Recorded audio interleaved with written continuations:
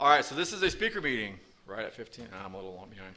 Our speaker will share her experience, strength, and hope for approximately 45 minutes. We ask, out of respect for our speaker, to please remain seated until she has finished.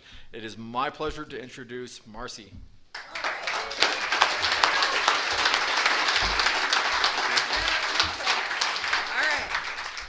Hey family, I'm Marci. I'm definitely an alcoholic. Oh my gosh, congratulations on 1 year. And anyone else that just identified as being new, I want to welcome you home. I want to tell you what they told me is that I never had to drink again if I didn't want to. And that they had a way out, and that was by going in. And that stuff scared the crap out of me. But what scared me more was staying where I was. You know, and somehow I walked from there to here because when I first got here, I was driving backwards from, I don't know if this is the only way to get here. I'm from Tempe, by the way, so I drove up this afternoon. My dad and my stepmom, my bonus mom, live down the hill, and I got to have dinner with them and spend time with them today, which is really amazing and awesome, and I'll tell you why a little bit later. And then I was following Siri up this hill forever and ever and ever, and I'm like, well, maybe I'm like, it's a neighborhood. I'm like, well, it'll probably just be like a little meeting. That's cool. And then I pull up, and I'm like, Sean, you're right. Where'd he go? It's a little, oh, there you are. Yeah, it's a little intimidating. Just a little. Well, the thing is, though, that I know that there really is no difference between us. And I know that today, I may look a little different on the outside, but we're all the same on the inside. And I learned that from the men and women that came before me, you know, and that were brave enough to share their experience, strength, and hope. I do get cotton mouth. It's really the only time I get cotton mouth anymore, but it is an honor to be here. It's actually an honor to be anywhere, right? Because that's not on a little box. Although I've been able to go to some really cool meetings all over the world, which is awesome, on Zoom. And but it is so wonderful to just be around people and hear your laughter. And even though none of us have really met, except for maybe Marcus. Where are you, Marcus? Thank you for asking me to speak here. I know we're all the same, you know, and it doesn't matter what we drank, what we did to get that, who we harmed along the way, what we look like on the outside, what our gender is, whatever, it just doesn't even matter because our disease wants to kill us, you know. I started drinking around the age of 11. If I'd have known that I was going to be doing things like this for years, like I would have paid more attention to the timeline. But that's pretty much what I do remember. So backing up just a little bit, my mom and my dad divorced when I was 2. I'm from Arizona. I've lived here my whole entire life. And my dad moved away to Colorado when I was 4.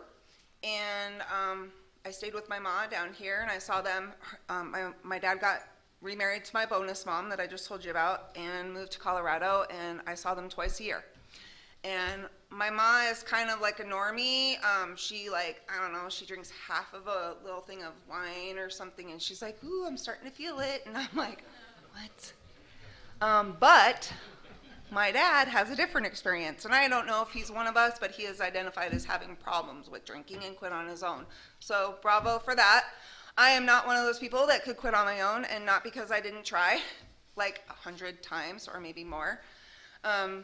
My experience is that when I visited them, I would go in the kitchen, crack open a beer for him, bring it to him, and, you know, on my way, and on the way back, even though there's like suds and gross, who knows what in the bottom, it didn't matter, just have a little bit of that on the way to go get him another can. And, you know, I really loved the effect produced by that immediately. And you know, I always felt like my outsides did not match your insides. I was pretty convinced that I was never going to be good enough for anything. So I either was like really, really hardcore into whatever I was doing, which I was an athlete as a child, or I was a complete wallflower, don't look at me, don't talk to me, don't whatever, right? I'm never right in the middle. Well, today I get to be. And alcohol like really helped that a lot, you guys.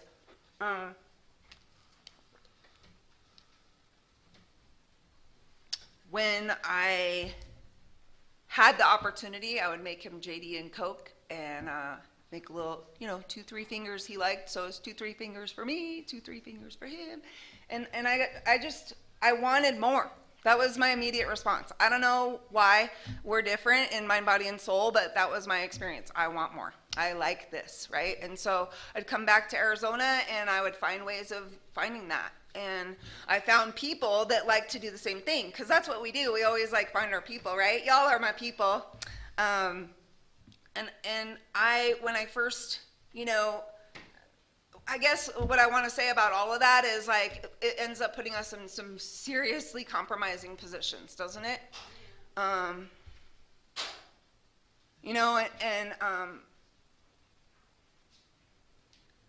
And I can pretty much do whatever I need to do to get what I need. And y'all know what I'm talking about if you're sitting here with me. And so at the age of 13, my super cool 18-year-old boyfriend, like what's an 18-year-old doing with a 13-year-old? But I always ran with the older crowd and everything. And I just thought he was so cool because he had the long hair and he was into the rock and roll and all that stuff. And they were cool because they could get the booze and all these things. And, I was hanging out with them in summer break and hanging at the pool in our bathing suits, me and my girlfriends, and having a good time and doing what we do. And went back to our friend's apartment, and he held me down and raped me in front of his friend. And I don't tell you that because I want you to be like, oh my God, because all of us have stories, right? But here's what I need you to hear is that from here on, I totally separated from this down. And then, and I don't know if there was one event, because the book explains things really, really well, what happens to us once alcohol enters our lips, right? We're a little different, body, mind, and soul, in the aspect that we get craving for more, whereas normal people don't, right? Whatever that is, normal. But we had this phenomenon of craving that all of a sudden, oh, sorry, do I need to be closer? I'm pretty loud. I'm a mom and a teacher, so, I can, and a nurse, so I know how to people, no, anyways, but if you need to have me move closer, let me know. But we are different, body, mind, and soul, and the difference between me and the average drinker out there is that I get that phenomenon of craving, and it maybe not happen every single time, but it happened often, right? And once it was on, I never knew where I was going to end up. And sometimes I just didn't really care, so whatever you got, whatever you're doing, I'm going with you. And I think that was a really awesome coping mechanism until it wasn't, and I stopped feeling from here down. And probably up here too. And so at the age of 14, it's Christmas break, and I overdosed on a bunch of pills in my friend's house. Some of those were vet pills, yes, willing to go to any lengths, you guys. And I drank more than I can ever remember. And it's not about the amount, but I do remember I never really liked the taste of alcohol. So I would drink things like Thunderbird. Who else wants to hurl when I say that, right? It's that peculiar mental twist of the physical body just goes, ugh. No, but we would get Strawberry Hills Boone Farm, the cheap stuff, right? Whatever we could get. And I don't know. We were at our parents' house and because they were at work, and I drank as much as I could, and it tasted like this. And for those of you that are on the tape, I'm holding up a water bottle. And I loved that. I loved that I didn't taste it. And I don't really remember what happened, but apparently I ended up in a Peter Pepper Pizza in Paradise Valley, standing on the table, preaching to everyone as I urinated all over myself. True story. Now, here's the cool thing. You all are my people. You're all laughing or nodding or oh my God. Or you're having a flashback. But here's the cool thing about blackouts is I don't remember any of that. So sometimes blackouts work on our behalf. Sometimes. What I do know is that when I came to, I was laying down and there was some really neon lights hanging over me, and there was this lady that comes and hangs over me,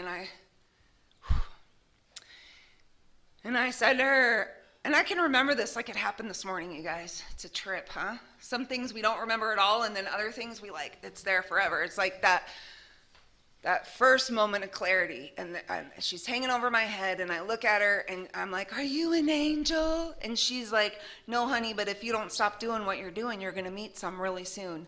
And I remember her saying that, like as loaded as I was out of my gills, you guys. You have to be pretty loaded to be doing what I just told you about. And don't compare my stories to yours, because it's not about what we did on the outside, okay? And it's not about how old we were when we came in. I was 22 when I came in, and I got to stay.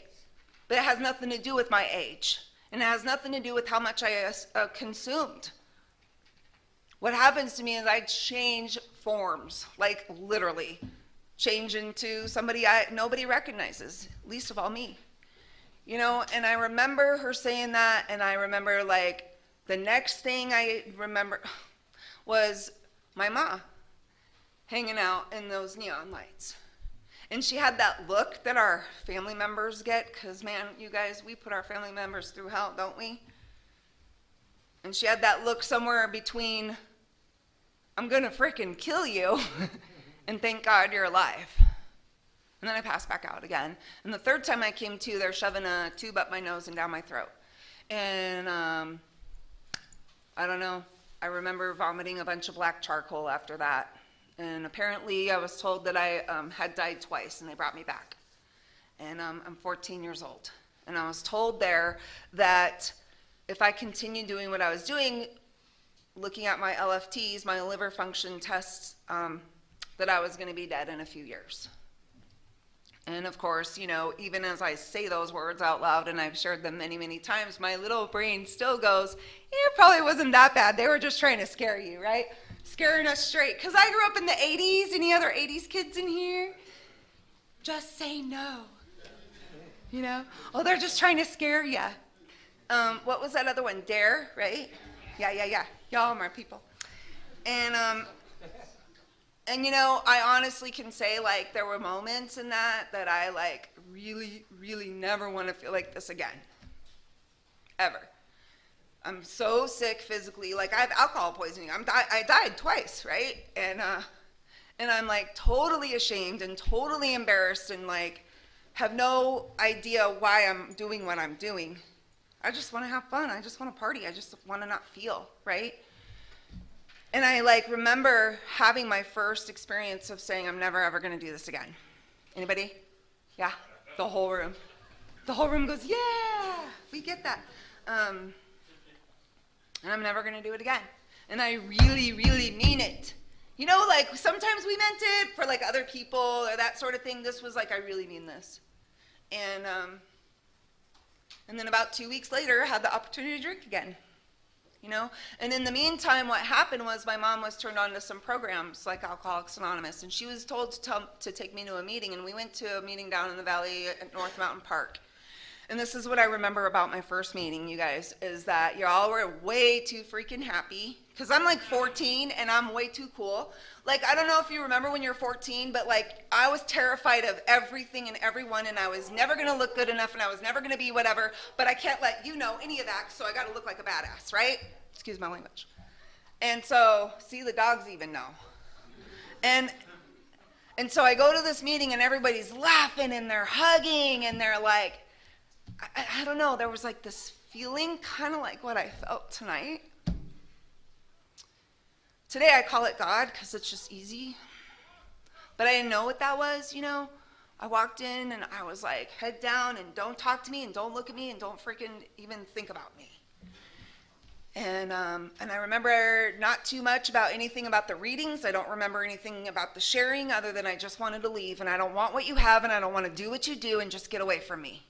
And then we circled up in some little prayer, which I thought was really lame, and I'm not the praying kind of person back then.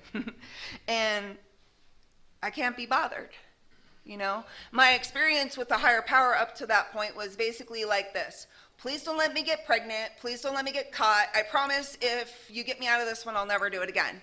So I had like no relationship with a higher power. I never even really had a concept. And one of the concepts I did have as a younger kid was that I used to go to Sunday school with one of my girlfriends when I would like have a slumber party or spend the night or something as younger.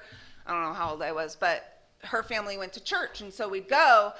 And I don't know what they actually said, because I do know today I have a filter that's really backwards sometimes. But what I heard them say was like, if you're a liar, you're going to burn in hell forever. Well, that was already me. So I'm like, and then all the other things, right? If you're a cheater, and if you do this, and if you do that. Well, I was just checking the boxes. So I already had this conception that I was not going to be good enough to ever have a relationship with a higher power. So what I did with that was I turned it inside out and made it anger.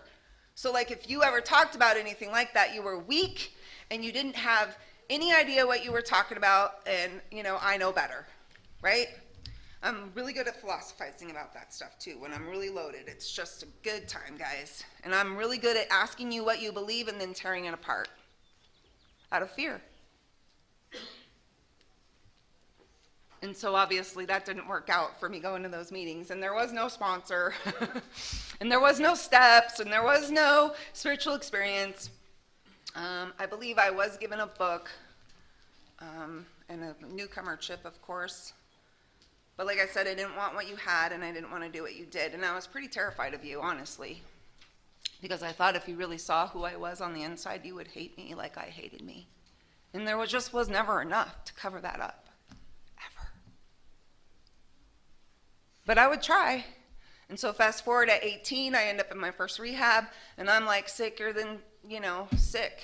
After attempting to kill myself and trying to get my family off my back, I go in there, and once again, I don't want what these people have. I don't want to do what you do. I just want to drink some milk and eat some graham crackers and peanut butter and sleep. Just leave me alone, because I needed to sleep at that point for like weeks.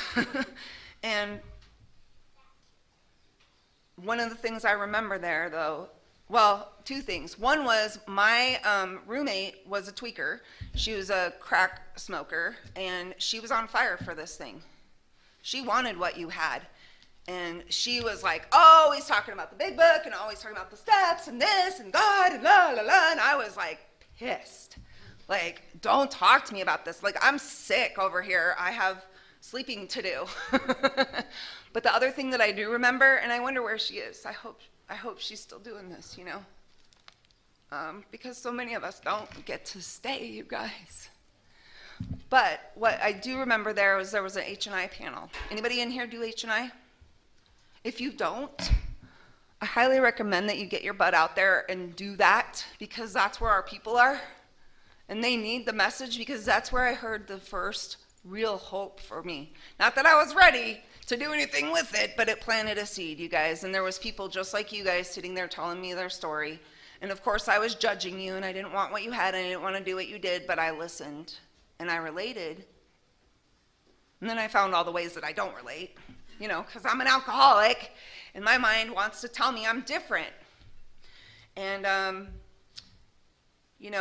in the meantime, I end up in terrible turmoil with family at the age of 14 when I overdosed and all of that, and got alcohol poisoning. My dad and my stepmom were no longer in my life over some horrible lies that I told, and the police were involved, and it was a horrible situation, and I won't get into it too much. But if there's any ladies that want to talk to me after the meeting, I'm here. And so I have no real relationship with anyone now. And my very best attempt at having a job or showing up in any way, shape, or form is just very minimal, and I don't get to have any joy at all. And there's a lot of violence. There's a lot of violence in our disease, you guys, and even if it's not physical violence, which it was, but there was a lot of internal and emotional violence, and it's just, I was so alone, right? And so I end up marrying my best friend's boyfriend, because that's always a good solution. And I say it so lightly because I've just shared this story so many times, but I gotta tell you, it is one of the most shame-filled things I've ever done in my life. I had so much shame and guilt. I was just so wrapped up in myself that I couldn't see anybody else. And here's this guy, it's like Jane's Addiction has this song, I want them if they want me, I only know they want me. And that was how I lived. I was like, oh, if you want me, then I want you. I was just like that. I just never felt okay in my own skin. And so I'm just looking for anything to just make me feel okay, including guys. And so I know I'm not the only one with that here either. So I told y'all we're all the same, right? in lots of ways. And bottom line is, I ended up bringing a kiddo into this whole insane thing, and actually he's down in the valley right now. He just finished a hockey game. He's 26 years old. He never remembers his mom ever being drunk or loaded, ever, you guys. And that's because of people like you showing up for people like me on a Friday night or a Saturday night. So when I'm asked to speak somewhere, I always say yes, even if it's 3 months later or whatever it's been. It's been a while, but I'm here because I want to give this as freely as I can, you know? I didn't drive 2 hours and then drive back home 2 hours because I don't believe this works. I believe with everything in my soul, and I could feel it in my skin right now. My skin is like God bumps. And I can always tell when God's like showing up, man, because it's just like, whew, coming through me. And when we have the opportunity to give this away, like, we need to jump at that, right? We got one chance with someone like us. There's shit out there right now, excuse my language. It is shit though. That fentanyl, man, people that aren't even dope addicts are like doing it once and dying, right? Like, we have one chance to plant a seed. And luckily I was able to hear these people, right? I knew where to go. Because at first I really thought in the violence of the insane relationship that I now was married to, whatever, it wasn't a marriage. That's all I gotta say. I do know what a real marriage is like now. But in the insanity of all of that, I ended up in the back of the room at a 12-step meeting down on 27th and Northern in Phoenix.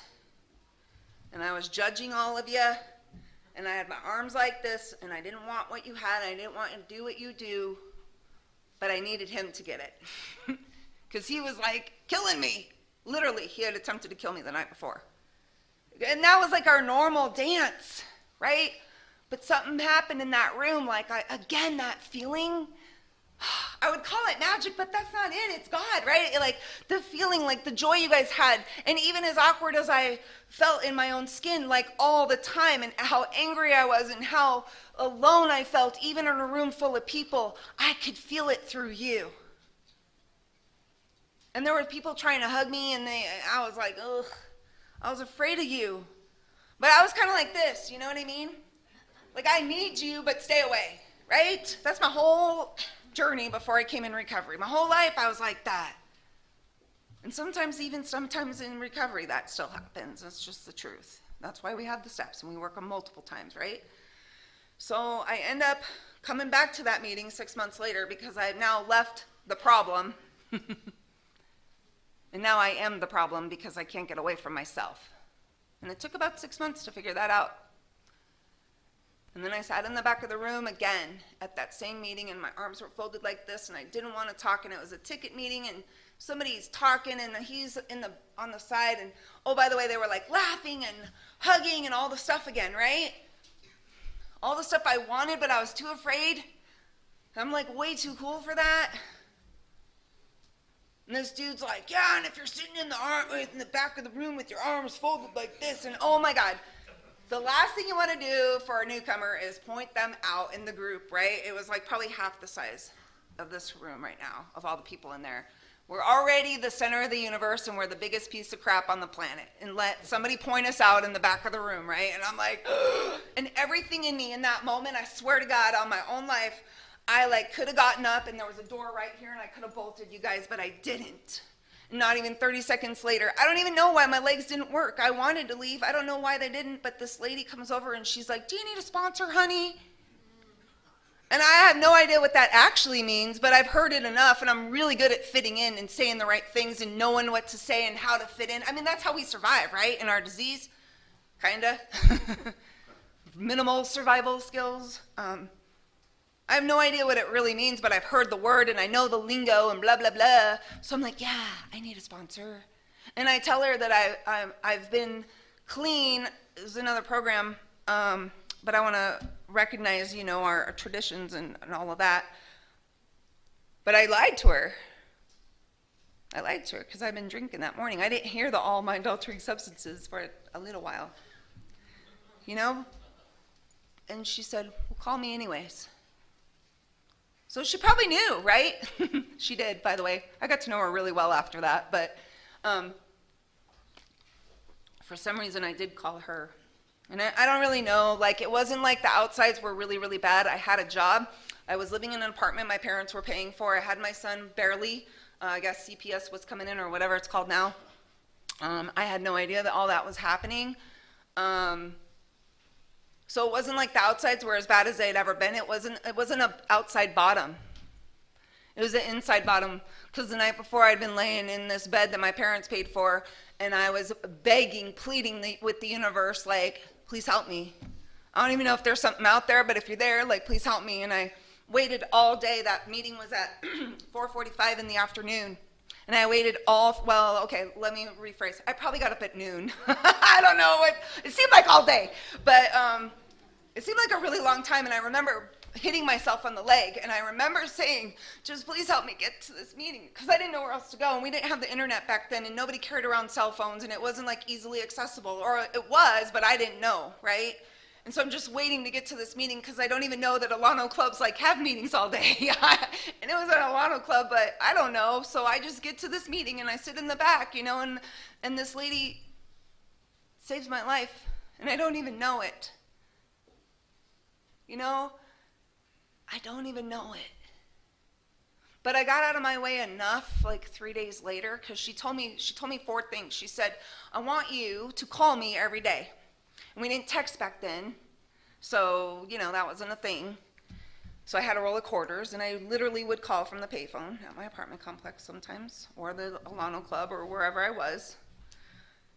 And she said to read the book. Do you have a book? Yes, I have a book, because remember I told you I got it in rehab? Not that I ever recommend reading that book while you're loaded, although it did work for me later. But I would read it all shit-faced, and that's not ever a good idea.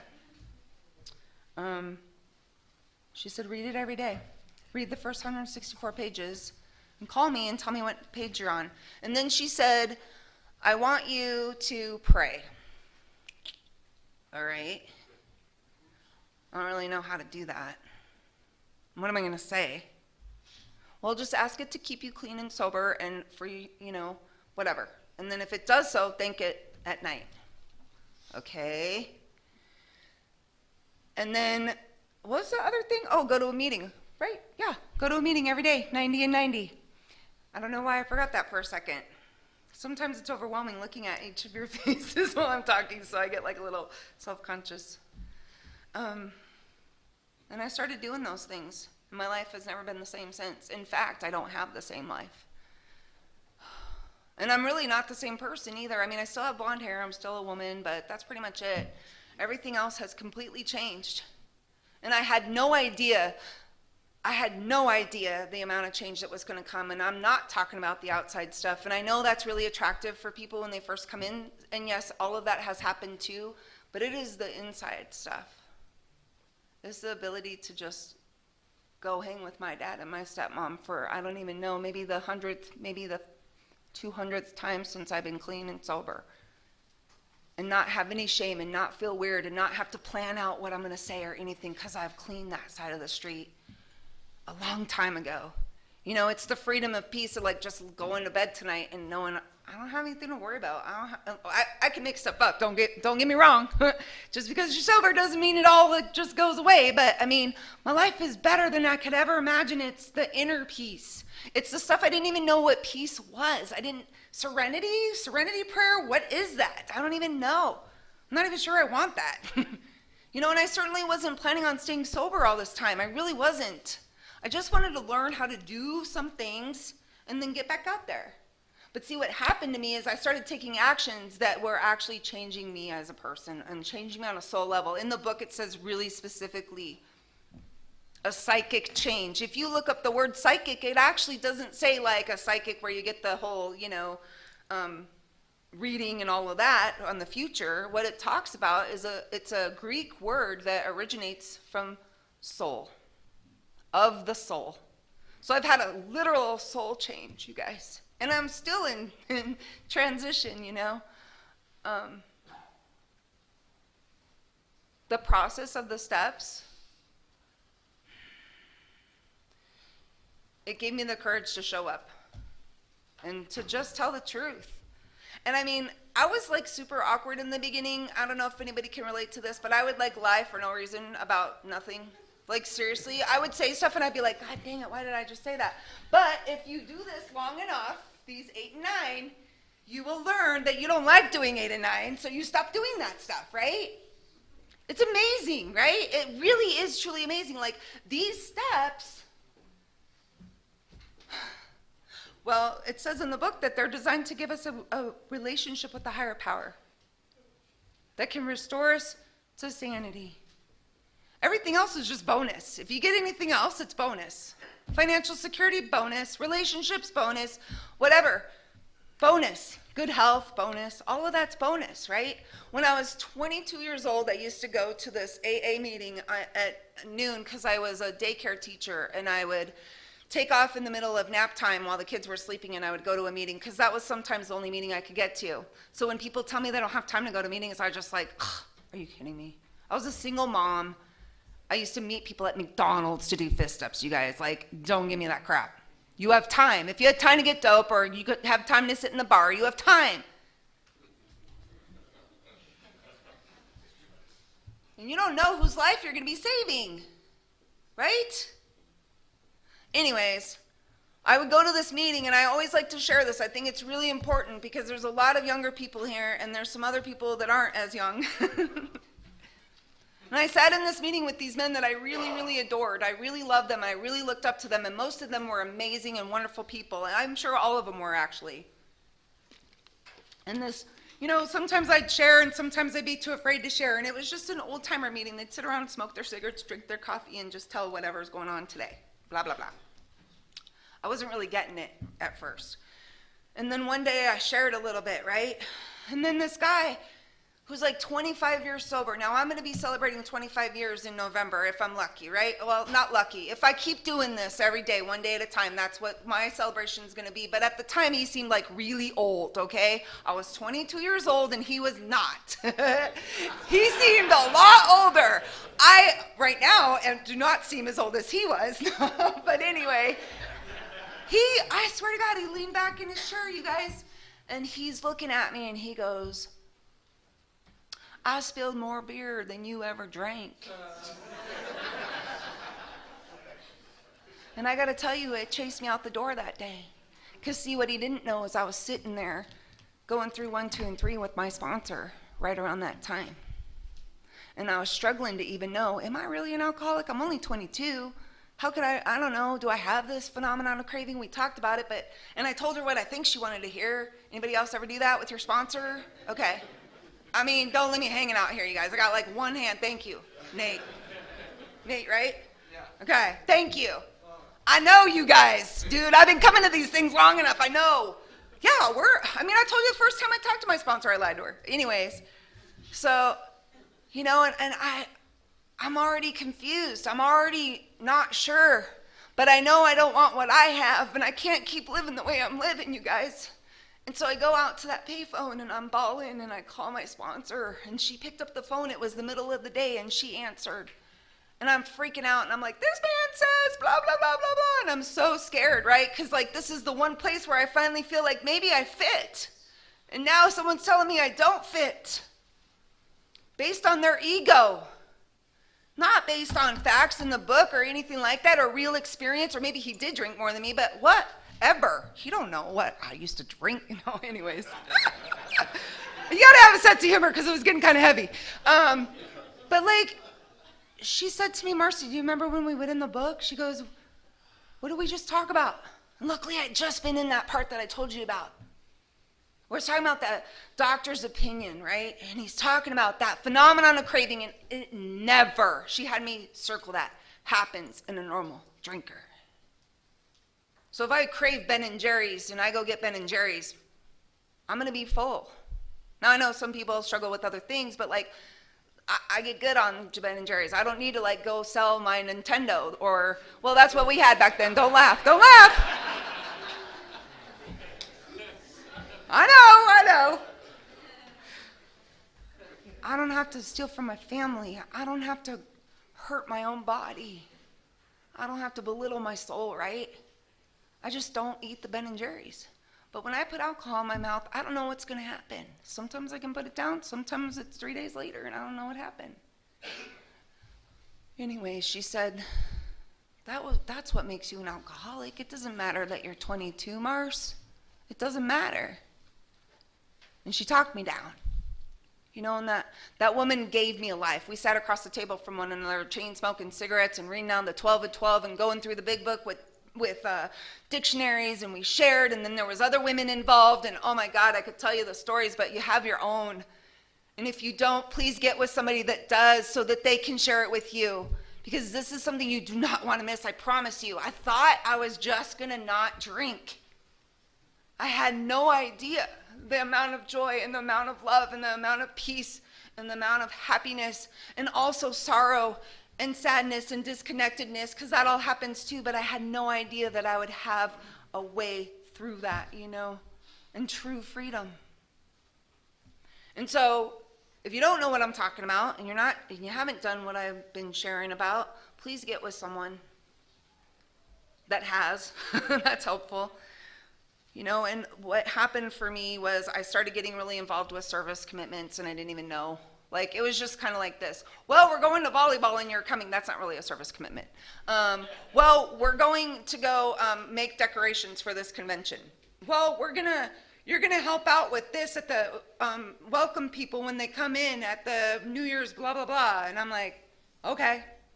I have no idea, because now that I'm hanging out with you, I kind of like what I feel on the inside sometimes, right? And it's a miracle that I haven't drank. It's a miracle. And I want to tell you, stuff got really good right away. That wasn't my personal experience. I had a lot of stuff, wreckage to clean up. A lot of legal things were going on. A lot of stuff, right? But what happened was all of those things got checked off little by little. And I don't mean the things. I'm talking about people. The people I harmed. Because paying back the money is easy. It's not mine. It's looking somebody else in the eye that you've really hurt and telling them I was wrong when I did this and what can I do to make it right. It's picking up the phone when you don't want to and answering.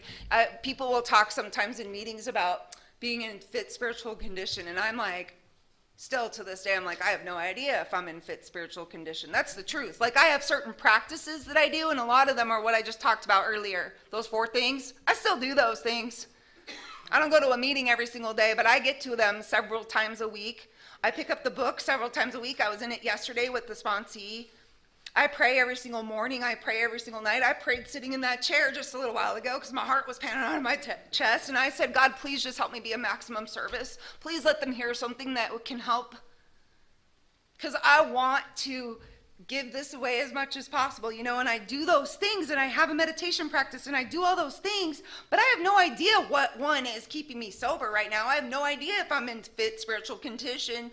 I don't owe any amends right now, which is a freaking miracle, and that took a couple years, several years, but I'm clean, right? And that doesn't mean I don't make up more stuff to make amends about, because I do, just ask my husband. But here's the thing. I can tell when everything's pretty okay on the inside if I'm not calling you to tell you about what's going on with me, but if I'm answering the phone to listen to you. And that is what changed my life. The women I've sponsored and had the privilege of sitting across the table from, I don't chain smoke cigarettes anymore because the steps worked for that. I'm just saying, they did, for me anyways. The women I get to spend time with and that I get to be a part of their lives and get to know their families and get to know their story and get to know their soul and get to tell them you are not alone. They have given me this amazing experience where I get to be this wife and this mom and this daughter and a sponsor and a sponsee and all the things, right? And it's weird because, I don't know about you guys, but I had so much shame, right? I had so much shame and guilt, and I just could not feel, okay in my own skin. And yet I sit across the table from another woman, and she tells me similar things, and somehow I can love her where she's at. And somehow, here's what happens for me, is I get free from that. The stuff that I thought was so horrible, now I'm hearing myself tell her it's not. I don't know. It's magic, right? Founders Day yesterday, was it? No, 2 days ago. Thank God for those dudes sitting across the table or across the bed from each other. Where are they? I saw a picture in here. Oh, there it is, right there. Thank God for those guys. You don't ever have to drink again if you don't want to. I'll tell you a little bit about what it's like today, and then I'm going to pass. My life today. I highly recommend getting involved in service. I met my husband there. I'm just kidding. I love saying that because you never know. You could meet your soulmate at an AA service meeting. It actually happened for me, although I was new and he was not. And he didn't ask me out for 10 more years. But I always kind of like to leave that part till the end. No, but I really did. I met a man who's never laid a hand on me, who's never spoken an ill word. And I mean, never, you guys, ever called me a name. I lived by bad names. I believed those bad names. I used to share them with myself on an hourly basis.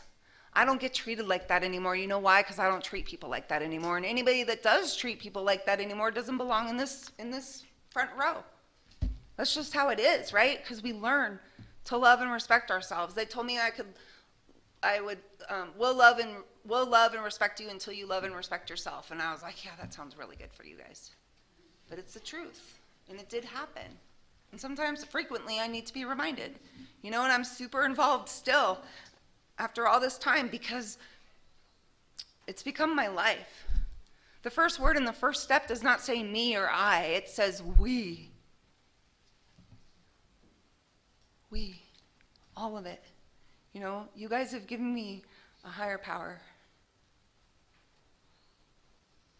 that I never even knew I wanted. That I wasn't even sure that I wanted to keep me sober.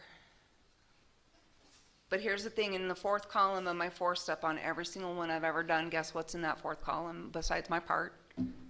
The fear driving it is a fear of being alone, always. And the action that I took is what made me feel alone in the first place. That's why we're writing it out, right? Anybody relate? And the thing is, when I'm out of the way, I don't feel alone. I've not been alone. I might feel funky sometimes, that's the truth. I've gone to big things. Just walking in here, I didn't like, oh man, I don't really know anyone. But then I listen to the readings, and I'm home. You know, and if you don't feel like that, please get with somebody. Sit across the table from them. Listen to their story. Share yours. I promise you, your life will be beyond your wildest dreams. And it looks like going to my kid's hockey game. It looks like having dinner with my dad and my bonus mom. It looks like driving home in peace and rocking the heck out on my way home. It looks like calling my sponsees that have called while I've been up here back. It looks like traveling the world and doing fun things, yeah, because that's my experience. I really do get to go, scuba diving, and I get to go to all the shows, and I get to do fun things now that COVID's over, thank you God. But more than that, it's about loving people, you guys. And for a girl who couldn't feel love in her heart, that one night that I was begging the universe to help me, man, I got more to give than I've ever even imagined. So I love you all, even though we've never met. I do love you, and I appreciate you being here tonight. Thank you.